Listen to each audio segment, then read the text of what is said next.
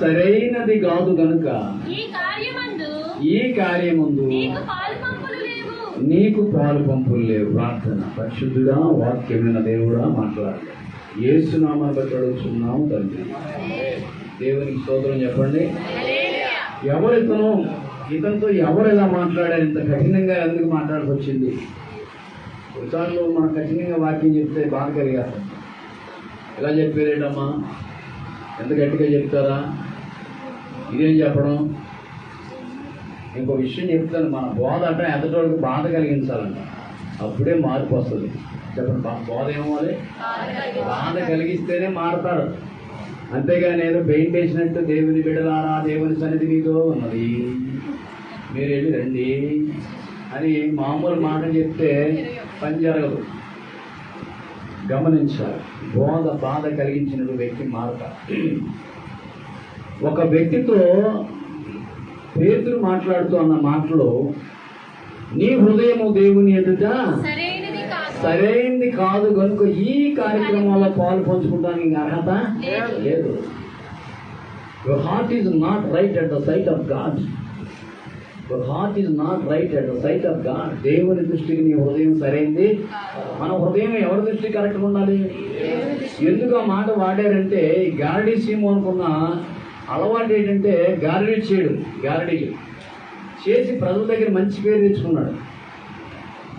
అది కొంతమంది దొంగ ప్రవచనం చెప్తారు. మొన్న ఒక ప్రవచనం చెప్పాడు, ఫ్యాన్ మళ్ళా తిరుగుద్ది అన్నాడు.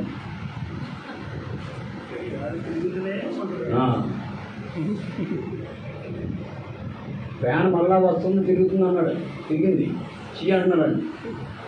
దొంగ ప్రవచనం చెప్పేవాళ్ళు, దొంగలు, గాడి సీమలు చాలా మంది ఉన్నారు ఈ లోకంలో. గమనించారు. చాలా మంది వాటి వెనకాల పడతారు.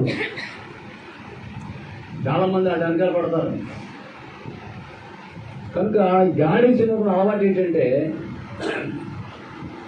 అద్భుతాలు చేస్తున్నాడు, ఆశ్చర్యకాలు చేస్తున్నాడు. జనాలు అందరూ ఈ బాబు చాలా గొప్పడు, చాలా కార్యాలు చేసేస్తున్నాడు, మరి చాలా అద్భుతాలు జరిగించేస్తున్నాడు అని చెప్పేసి జనమందరూ ఆయన దగ్గరికి వెళ్తే అతను చూసి ఏదో రకంగా జనాల్ని మోడిఫై చేసుకొని లాక్కోవడం మొదలెట్టాడు. అయితే అక్కడ భయం కనపడుతున్నాడు ఫిలిప్పు. అతడు ప్రార్థన చేస్తుంది, ఏం జరుగుతుందంటే పరిశుద్ధాత్మ దిగి వస్తుంది. చెప్పడం గడిగా చూశాడు. అది ఇదేంటిది, నేను చేస్తున్నాను కదా, నేను అద్భుతాలు చేస్తున్నాను కదా, నాకు ఈ పరిశుద్ధాత్మ ఏంటి రావట్లేదు, పరిశుద్ధాత్మ తెలియట్లేదేంటి? ఇప్పుడు చెప్తానండి, లోకానుసారం చేసే కార్యాలు వేరు, పరిశుద్ధాత్మతో జరిగే కార్యాలు వేరు. చెప్పడం గడిగా ఈ ఫెలోషిప్ పరిశుద్ధాత్మ చేత నింపబడి నడుస్తుంది. నమ్మినోడు చప్పడగొట్టడం గడిగా పరిశుద్ధాత్మ నింపబడి, పరిశుద్ధాత్మకి ఎవరు కావాలో వాళ్ళనే పెడుతున్నాడు. ఇక్కడ ఎవరు అక్కర్లేదో వాళ్ళనే తీసేస్తున్నాడు. ఈ ఫెలోషిప్లో ఎవరికి దేవుడు కావాలో వాళ్ళు ఉంచుతున్నాడు. అది పరిశుద్ధాత్మ నింపుదల. కనుక గాడి సింహనుకున్న అలవాటు ఏంటంటే, చూసేది అంతా నేను కూడా చేస్తున్నాను కదా, ఇవన్నీ నేను కూడా చేస్తున్నాను కదా, ఏంటిది నాదెందుకు నిలబట్టలా, నాదెందుకు జరగట్లా, నేను కూడా చేస్తాను కదా.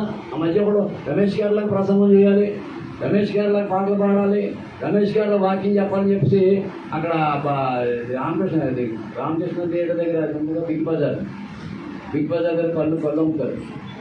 అక్కడికి వెళ్ళి సిగ్గు లేదా, బుద్ధి లేదా, తాగుతున్నారా, నార్మల్ ఫోన్ అని అన్నాడట. వెంటనే లోన్ తీసుకెళ్ళి 2 సీసాలు పెట్టేసి కొట్టేశాడు.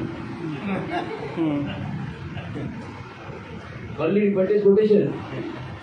అదే నేను కొట్టేయండి, ఎవరో ఇక్కడ చేయమని ప్రసంగం. అందరికీ రాదండి, దేవుడు ఒక్కొక్కరికి వరం ఇస్తాడు. అందరికీ రాదు ఇది. కొంతసార్లు అనుకుంటాను, నేను ఆనందలాగా అంటే ఉండలేను, ఆనందకున్న మైండ్ వేరు, తిమ్మతులాగా ఉండాలంటే ఉండలేను, ఈ అయ్యారా ఉండాలంటే అసలు ఉండలేను, యాకోబులాగా ఉండాలంటే ఉండలేను. ఎవరు రాలేనండి, ఒక్కొక్కరికి కృపావరం దేవుడు ఇస్తాడు. ఈ అయ్యారు ఇచ్చిన వరం వేరు, ఒక్కొక్కరికి వరం ఇస్తాడు. మనం ఒకరితో పోల్చుకోకూడదు. నీకు నువ్వే, యువర్ ద మోనార్క్, నీకు నువ్వే అనుకోవాలి అంతే. ఒకరితో పోల్చుకోకూడదు. ఎప్పుడైతే ఒకరితో పోల్చుకున్నావో నీ జీవితం పతనం అయిపోతుంది. నీకు నువ్వే, దేవుడు నిన్ను ఎన్నుకున్నాడు. బైబిల్ ఉంది కదా, కృపావరములు నానా విధములు. కొందరికి ప్రవచించేవారు, కొంతమందికి పాటలు పాడేవారు, కొంతమందికి ప్రవచనానికి అర్థం చెప్పేవారు, కొంతమందికి స్వస్థవారం, భాషల వారం. ఇప్పుడు ఎవరిని విమర్శించవచ్చు మనం? ఎవరు విమర్శించుకో. ఫేస్బుక్లో కానీ లైవ్లో కానీ ఎవడైనా విమర్శించాడంటే వాడికి వెంటనే వాయించేద్దాం. ఎవడరా నువ్వు విమర్శించాలని అడుగుతావు. రోమిల్లాధిపతి 2వ అధ్యాయం కూడా చూడన్నమాట. రోమిల్లాధిపతి 2వ అధ్యాయం మొదటి నుంచి చదవండి. రోమిల్లాధిపతి 2వ అధ్యాయం మొదటి నుంచి. రోమిల్లాధిపతి 2వ అధ్యాయం మొదటి నుంచి త్వరగా ఉండమ్మా. ఎవరు చదువుతున్నారా? తీర్పు తీర్చు మనుషుడా, నీవు ఎవడవైనా సరే నిరుద్ధుడై ఉన్నావు. దేని విషయంలో ఎదుటివానికి తీర్పు తీర్చున్నావు, దాని విషయంలో నీవే నేరస్తుడవని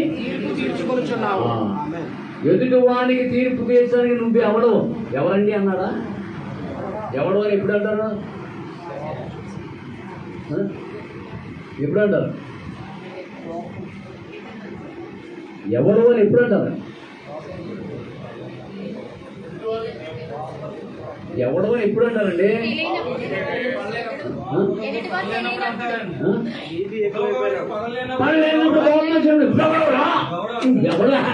ఎవడు అసలు పౌరుకి ఎంత మంట వచ్చిందో, ఎంత బాధ కలిగిందో. తీర్పు ఇచ్చో పౌరుకి మంట వచ్చేసింది. నువ్వెవడో ఆ తీర్పు తీస్తానంటే నేను అలాగే మాట్లాడతాను. అయ్యో నువ్వెవడు అసలు? ఒకరు తీర్పు తీర్చకూడదు మనం. మరి ఎలాగండి వాళ్ళు తప్పు చేస్తున్నారు? పగ తీర్చుట ఆయన చూసుకుంటాడు. ఆయన తెలుసు ఎక్కడ ఏం రాయాలో, ఏం కొలతలో, ఎక్కడ కట్ చేయాలో, ఎక్కడ సమ్మర్ కటింగ్ వేయాలో ఆయన తెలుసు. నేను కష్టపడగలరా? తప్పు చేసావు దేవుడు విడిచి పెట్టాడు.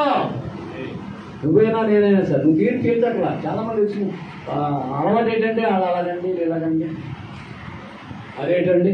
ఈ మధ్య ప్రసంగాలు అది చేస్తున్నారు ఫేస్బుక్లో, వాటిలో, టీవీలో. ఆ పాస్టర్ ఎలా చేస్తున్నాడు, ఈ పాస్టర్ ఎలా చేస్తున్నాడు, అన్నీ విన్నారనుకోండి ఏమనుకుంటారు? ఏళ్ళలో ఎలాగే పడదమ్మా. మనకేం చెప్తారు వీళ్ళు? ఏళ్ళలో ఎలాగే పడదు. చూడు ఆ పాస్టర్ ఎలా తిడుతున్నాడు, ఆ పాస్టర్ ఎలా తిడుతున్నాడు చూడండి. ఏళ్ళలో ఎలాగే పడదాం మనకు చెప్తున్నారు. కనుక మనం ఎదుటి వ్యక్తికి ఏం చేయకూడదు. మన ఫెలోషిప్ ఉందండి. ఈయన బైబిల్ మిషన్, ఈయన ఏ మిషన్? Non denomination. ఇంకొక ఆయన లోదన్ డెనామినేషన్. మాది పెంతుకోస్ట్. ఇలాగ రకరకాల అందరం అంతేనా? మన అందరం అన్నదం వలన ఒకవేళ పొరపాటు మీరు చచ్చిపోయి పరలోకి వెళ్ళారనుకోండి, పొరపాటున అర్థం కదా ఎవరెవరని. ఒకవేళ మీరు పొరపాటున కర్మకాలు వెళ్ళారనుకోండి పరలోకం,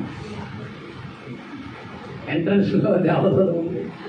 ఆయన అడగండి, మా మిషన్ వాళ్ళు ఉన్నారా అని అడగండి. ఎవరిని? మా బైబిల్ మిషన్ వాళ్ళు ఉన్నారా, మా పెంతుకోస్తోళ్ళు ఉన్నారా, మా లోదన్స్ ఉన్నారా అడగండి. ఏమవుతుంది సమాధానం? ఇక్కడ మిషన్లు సంస్థలు ఏమి ఎవరుంటారు? ఎవరుంటారమ్మా? మా కనకరత్నమా, శాంతరత్నం ఎవరుంటారు అక్కడ? ఇవన్నీ మనం పెట్టుకున్నాయండి. ఇవన్నీ మనం పెట్టుకున్నాయి. ఇవన్నీ అక్కడ అయ్యి ఉండవు. ఎవరుంటారు తెలుసా? ప్రకటన 7:14 ప్రకారంగా గొర్రె పిల్ల రక్తముతో ఉతుక్కొని తెలుపు చేసుకున్న వారు మాత్రమే. యోహాను దర్శనంలో అడుగుతారు, ప్రభు నీ పక్కన మెరిచిపోతున్నారు, మంచి మంచి బట్టలు వేసుకొని మెరిచిపోతున్నారు, తెల్లను ఎవరయ్యా దేవుడు అడి. దేవుడు అంటాడు, గొర్రె పిల్ల రక్తం అవుతాం వస్త్రము ఉతుక్కొని ప్రకటన 7:14 వాటిని తెలుపు చేసుకుని నా పక్కన కూర్చున్నాం. పాపక్షమాపణ కలిగిన వాళ్ళు ఉన్నారు ఇక్కడ. పాపక్షమాపణ కలిగిన వాళ్ళు ఉన్నారు ఇక్కడ. మరి ఇవన్నీ ఏంటి పెట్టుకున్నారు, తప్పలేదు, ఎవరిష్టం వాళ్ళది. మరి అందరం కలిసి